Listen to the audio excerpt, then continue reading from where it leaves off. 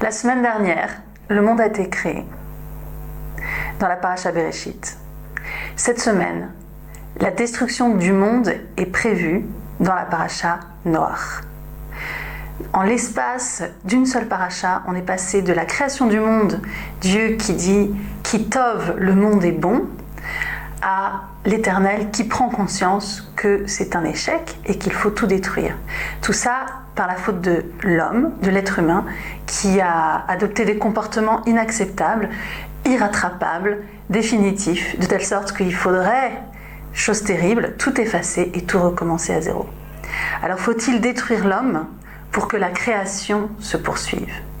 Et dans notre paracha, Noach, Noé, on explique que la folie humaine est arrivée à un point tel qu'elle a même perverti les animaux. Les animaux rentrent dans la question de la folie humaine.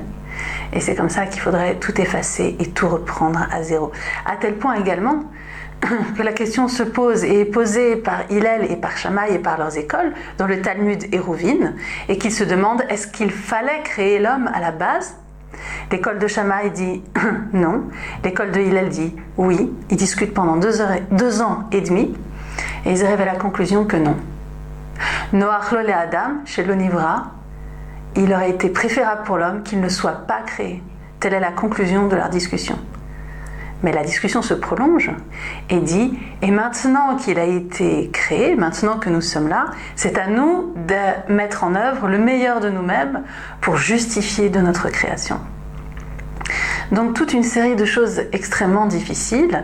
Et parmi toutes ces questions, une question importante, celle de la clairvoyance divine. Est-ce que Dieu s'est trompé ? On dit clairement, on est dans la Genèse, dans le chapitre 6, on dit clairement au verset 6, « Vayénachem, il se ravisa, Vayitatsev, il s'attrista. » Et on dit au verset 12, « Vayar Hashem, Vayar Adonai, ki hishrit kol basar et darko, l'Éternel a vu que tout être avait... était rentré dans cette folie propulsée par l'humanité. Alors qu'est-ce qui se passe? Dieu n'était pas au courant que ça allait mal tourner?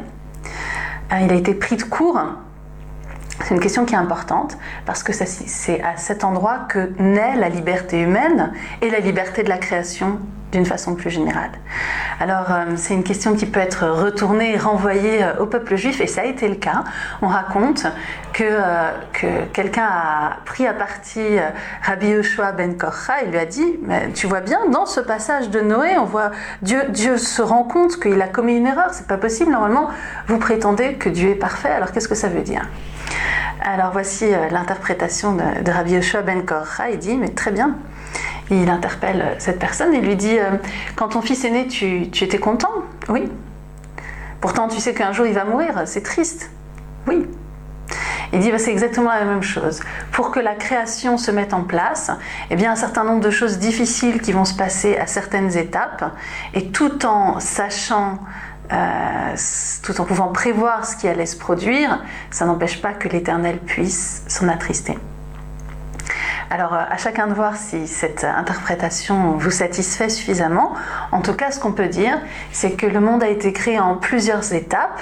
Certains disent que Bereshit, le nom de la paracha de la semaine dernière, qui veut dire au commencement, peut se décomposer en bara, ensuite le mot shit, shin, yud, taf, qui veut dire des fondements. Avec l'histoire de Cain et Abel, il y a une première étape de destruction de ces fondements et il va falloir refonder l'humanité à travers le 3e fils. Cain tue Abel et Seth viendra après et nous serons tous les descendants de Seth. Noé est un descendant de Seth qui est le 2e fondement.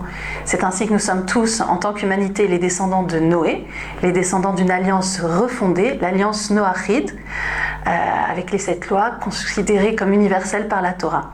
À tel point aussi que cette alliance universelle, on la renomme, on la nomme à nouveau. Chaque fois qu'on voit un arc-en-ciel, on dit la bénédiction. Tu es une source de bénédiction éternelle, notre Dieu, roi du monde, qui conserve ton alliance. Et on continue à faire cette bénédiction aujourd'hui. C'est l'alliance universelle.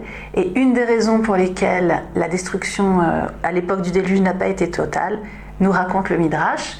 Une des raisons, c'est qu'un des descendants de Noé allait être Abraham, qui allait fonder une alliance encore plus solide, l'alliance abrahamique, dont nous parlerons davantage la prochaine fois. Dans notre paracha, Noach, on arrive à sauver le monde in extremis et à refonder un nouveau départ pour l'humanité.